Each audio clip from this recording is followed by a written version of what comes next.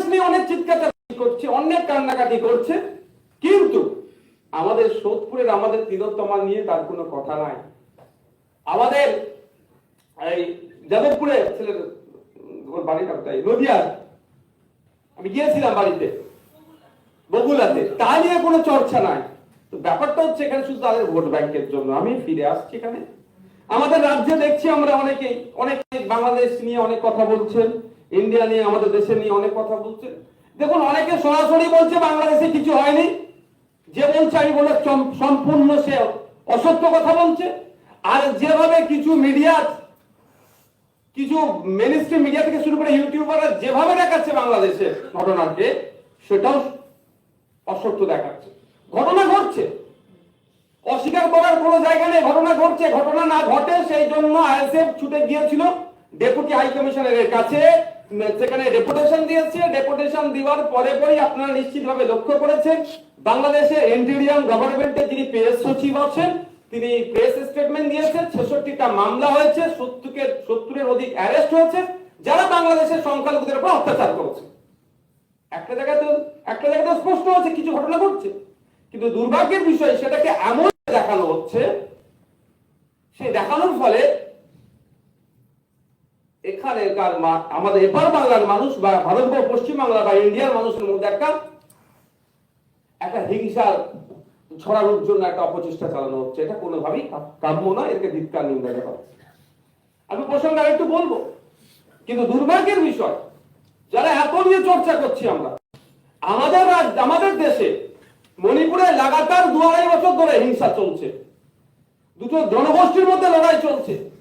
সেই নিয়ে আমরা একটা ঘন্টা খানেক হচ্ছে না, সেই নিয়ে আমরা সন্ধ্যে 7টায় প্রাইম টাইমে বা সন্ধ্যা 8টাতে একটা নিয়ে চর্চা করছি না, যে 2-2.5 ঘন্টা ধরে চর্চা হোক যে আমাদের অঙ্গরাজ্যে এই ধরনের হিংসা চলছে, কেন এটাকে থামাতে ব্যর্থ হচ্ছে বা কেন থামাচ্ছে না, এটা নিয়ে কোনো চর্চা হচ্ছে না। আমাদের রাজ্যে কর্ণাটকাতে মসজিদের মধ্যে ঢুকে স্লোগান দিচ্ছে, যেটা ভারতীয় দণ্ডবিধি এখন সিআরপিসি আইপিসি ছিল, এখন বিএনএসএস করে দিয়েছে। সেই সময় 153 এতে যেখানে বলা আছে অন্য ধর্মস্থানে গিয়ে ধর্মীয় স্লোগান দিয়া মানে দুটো সম্প্রীতি বিনষ্ট হবে, সেটা দণ্ডনীয় অপরাধ। তখন সেই বিষয় নিয়ে চর্চা হচ্ছে না।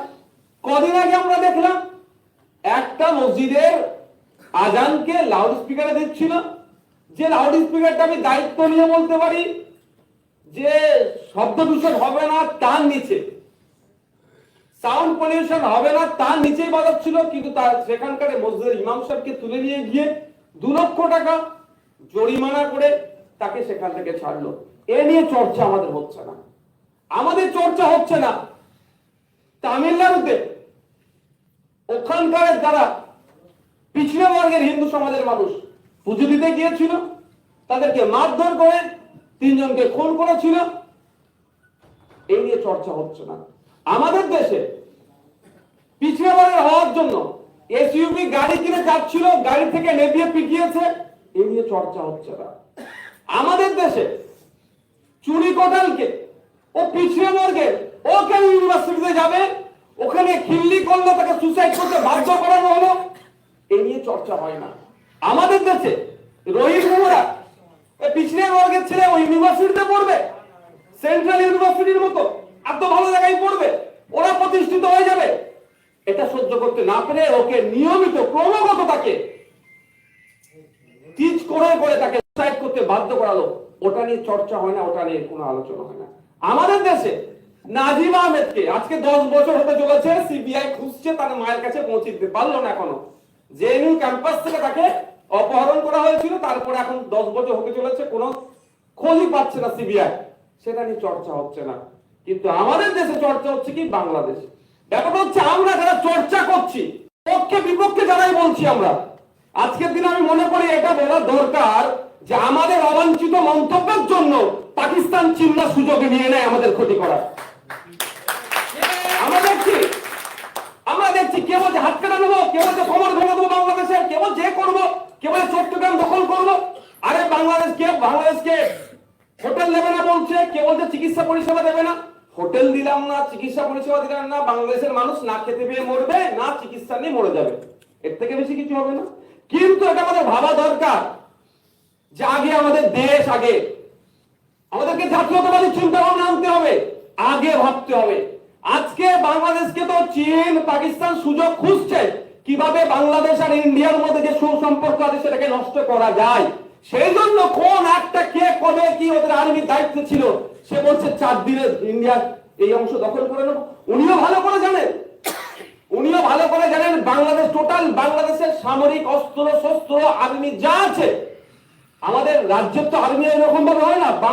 পশ্চিম বাংলার যা পুলিশ আছে, যা প্রশাসন আছে, আমাদের পুলিশের কাছে যা অস্ত্র শস্ত্র আছে বাংলাদেশের থেকে বেশি, এটা উনিও ভালো করে জানেন। কিন্তু এই উত্তপ্ত করার চেষ্টা কেন করছে? খোঁজলে দেখা যাবে হয়তো ওনাকে পাকিস্তান বা চীন মধ্যে পিছন দিক থেকে এগুলো বলাচ্ছে। কেন বলাচ্ছে? ইন্ডিয়া বাংলাদেশের সাথে যে সুসম্পর্ক আছে সেটাকে নষ্ট করতে পারলেই চীন ওখানে কব্জা করবে, সে আমার বর্ডারে এসে বসবে, আমাদেরকে ক্রমাগত ডিস্টার্ব করবে। ওটা না বুঝে আজকের দিনে আমরা কে কত বড় দেশ প্রেমিক হয়ে গেছি, মাইন্ডে চর্চা কত হবে তা নিয়ে কারো কবজি কাটবো, কারো কোমর ভেঙে দেবো, এইসব বলে চর্চা করছি আমরা। কোথায় বই মেলাতে বাংলাদেশের বই গিয়ে আমরা বন্ধ করে দিচ্ছি।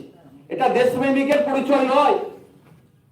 দেশপ্রেমিক, আপনি কত বড় দেশপ্রেমিক তার জন্য চিৎকার করুন তো, চলুন কালকে আসি রাজপথে আওয়াজ তুলি। ভারত সরকার পশ্চিমবাংলা সরকারকে জবাবদিহি করে ওদের কাছ থেকে যে ইন্ডিয়া বাংলাদেশের মধ্যে যে 2200 কিলোমিটার যে বর্ডার আছে, এখনো কেন বর্ডার গুলো কাটাতারে দেওয়া হলো না? জমি নিয়ে রাজ্য সরকার কেন্দ্র সরকার কেন টানাটানি চলছে? বর্ডার কাটাতার না হওয়ার ফলে আমরা নিরাপত্তাহীনতায় ভুগছি, এর জবাবদিহি চাই। এখানে কোনো দেশপ্রেমিককে খুঁজেছে সবাই সরে আমার ভুল হচ্ছে, সেই সমস্ত স্বঘোষিত দেশপ্রেমিককে খুঁজে পাওয়া যাবে না। যেটা অ্যাকচুয়াল দরকার সেটা নিয়ে আমরা চর্চা করছি না। আমরা এখন মিডিয়া হাইলাইট হব। বহরমপুরে দেখলাম একটা বই মেলাতে গিয়ে কিছু স্বঘোষিত দেশপ্রেমিক অমুক দেশের বই বিক্রি করা যাবে না। আরে ভাই আমার, স্বরাষ্ট্র দপ্তর থেকে একটা নির্দেশিকা জারি করতে বলুন না, অমিত শাহজিকে বলুন না বাংলাদেশের এইগুলো আমাদের ইন্ডিয়ায় করা যাবে না। আমরা কেন করবো? প্রশাসন যে বন্ধ করে দেবে। তা না করে কি হচ্ছে? এগুলো দেশপ্রেমিকের পরিচয় দেওয়া যাচ্ছে না। আসলে এদের মধ্যে খোঁজ নিয়ে দেখুন, কোন চর কাজ করছে, যে চর দুটো দেশের মধ্যে সুসম্পর্ক ঠিক থাকুক এটা চায় না। আমার বলার কারণ এটাই, খারাপ ভাবে আমাকে নেবেন জানি না। আমার দেশ আগে, আমি দেশের হয়ে কথা বলতে হবে। আমার এমন অবাঞ্ছিত মন্তব্য না হয়ে যায় দুটো দেশের সম্পর্ক তলানিতে চলে যায়। আমার এমন অবাঞ্ছিত মন্তব্য না হয়ে যায় ভারত সরকারকে বিদেশে বাংলাদেশে গিয়ে না জবাবদিহি করতে হয় অমুক দিন এই কথা বলেছে, এটা আপনারা কি বলবেন? কারণ আমার দেশও চাই বাংলাদেশের সাথে সুসম্পর্ক হোক, আমার দেশ চাই প্রতিবেশী রাষ্ট্রের সাথে সুসম্পর্ক থাকুক। সেই জন্য আমাদের বিদেশ সচিবকে বাংলাদেশের ইন্টেরিয়াম গভর্নমেন্টের যিনি চিফ আছেন তার সাথে মিটিং করতে পাঠিয়েছে।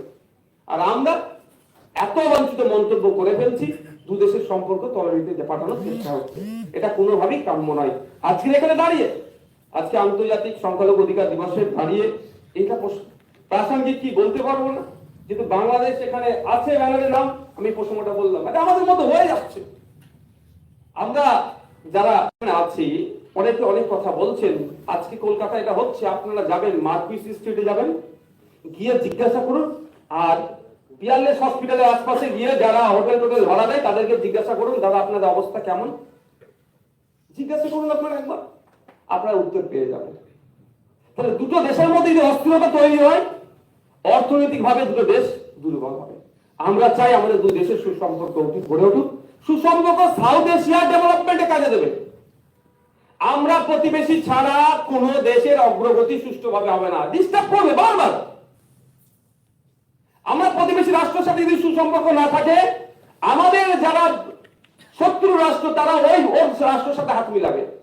আপনারা গুগলে করে দেখতে পারেন, ভুটান ইন্ডিয়ার যেটা আছে সীমানা, দেখবেন ভুটান হেভি রাস্তা বানাচ্ছে, হেভি বাউন্ডারি বানাচ্ছে, এখানেও চীনের হাত আছে। আমাদের তো অরুণাচল প্রদেশে তো আর মানে ক্রমশ যত দিন যাচ্ছে ঢুকে যাচ্ছে। আর আমাদের 56 ইঞ্চি না 84 ইঞ্চি যিনি আছে, শুধু সংখ্যালঘুদের মসজিদের নিচে মন্দির খুঁজছি তার দল ব্যস্ত আছে। কিন্তু ওইখানে চীনেদেরকে জবাব দেওয়ার মতো দেখতে পাচ্ছি না। এক প্রসঙ্গ ক্রমে